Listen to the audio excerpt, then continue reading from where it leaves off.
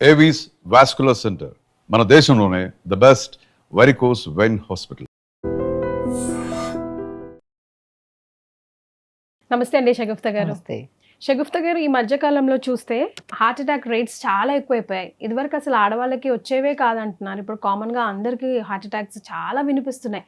అసలు అంత ఆరోగ్యంగా ఉండే స్టేజ్ మీద ఫోటోలు దిగుతూ ఇప్పుడు పోతరాజులకి వాళ్ళు డాన్స్లు ఆడుతూ లేదా బరాత్లో డాన్స్లు ఆడుతూ చాలా సింపుల్గా కొలాప్స్ అవుతున్నారు. కార్డియాక్ అరెస్ట్ అవుతుంది హార్ట్ అటాక్ కాకుండా. సో డైట్ ఎలా మెయింటైన్ చేసుకోవాలి? ఒక ఏజ్ వచ్చిన తర్వాత హార్ట్ అటాక్స్ రాకూడదు అంటే ఎలా మెయింటైన్ చేయాలి చెప్తారా? సో ఫస్ట్ ఆఫ్ ఆల్ అండి, ఈ మధ్య జనరేషన్లో మనం ఆడవాళ్ళలో తక్కువ చూసేవాళ్ళం.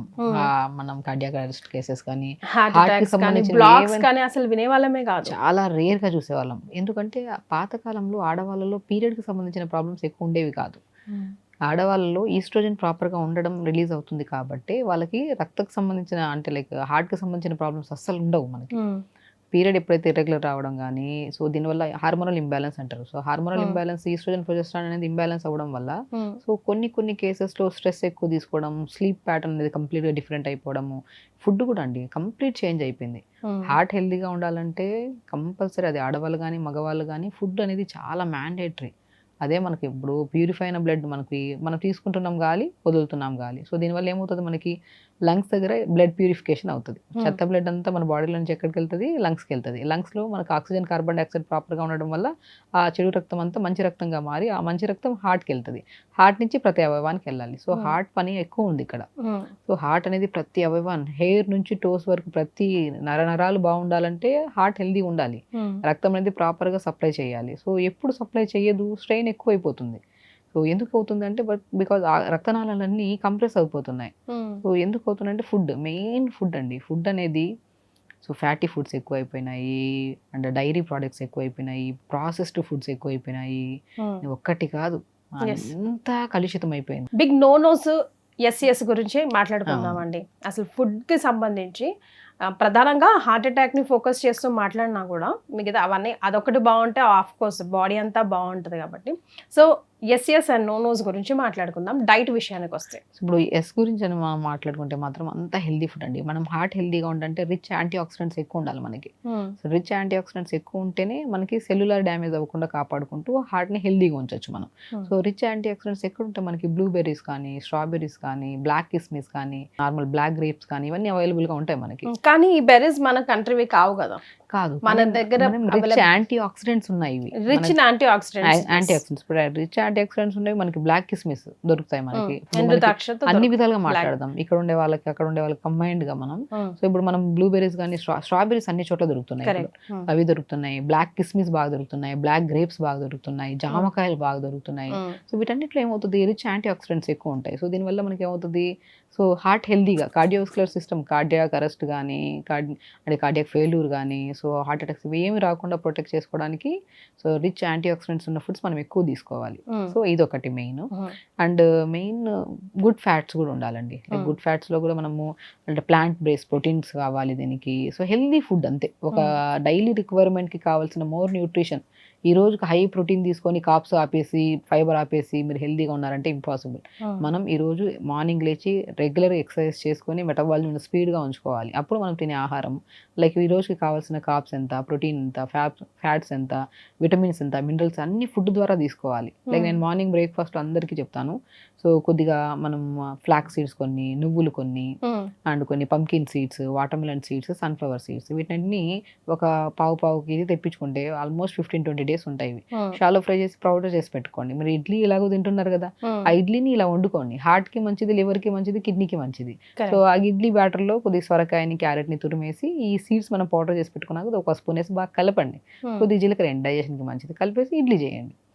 తినే బ్రేక్ఫాస్ట్ని మాడిఫై చేసుకొని న్యూట్రిషన్గా కన్వర్ట్ చేసుకోవాలి. సో దానివల్ల ఏమవుతుంది, మనకి హిమోగ్లోబిన్ కౌంట్ పెరుగుతుంది, అంటే మెయిన్ ఐరన్ పెరుగుతుంది, గుడ్ ఫ్యాట్స్ ఉంటాయి బాడీలో, గుడ్ ప్రోటీన్ ఉంటుంది, ఎవ్రీథింగ్ ఇంక్లూడ్ అయి ఉండాలి.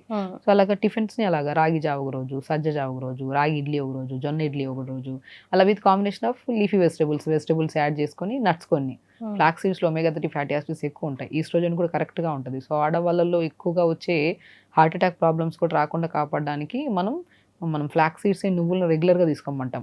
అమ్మాయిల్లో ప్రత్యేకంగా. సో వాళ్ళకి మెయిన్ ఇర్రెగ్యులర్ పీరియడ్స్ రెగ్యులర్ అవుతాయి, ఈస్ట్రోజన్ ప్రాపర్గా ఉంటుంది, అండ్ ఆడవాళ్ళు హార్ట్ అటాక్ వచ్చే ఛాన్సెస్ చాలా తక్కువ అయిపోతాయి. సో కాబట్టి ఫ్లాక్ సీడ్స్, నువ్వులు అండ్ వాల్నట్స్, పిస్తా ఇవన్నీ చాలా మంచివి అనమాట. హార్ట్ని చాలా మంచి మగవాళ్ళకి కానీ ఆడవాళ్ళకి కానీ చాలా మంచివి ఇవి. సో ఇవి మనం రెగ్యులర్గా ఫుడ్ హ్యాబిట్స్లో ఏదో రకంగా ఇడ్లీ బ్యాటర్స్లో కలుపుకోవడం కానీ, దోశ బ్యాటర్స్లో కలుపుకోవడం కానీ, మార్నింగ్ ఏదో రకంగా తీసుకోవాలి. పొళ్ళ రూపంలో అసలు ఇడ్లీ దోశలో పొళ్ళ రూపంలో చేసుకొని ఘీ వేసుకొని నంచుకొని తిన్నా మోర్ న్యూట్రిషన్, గుడ్ ఫ్యాట్, మంచి ఘీ తింటున్నాం.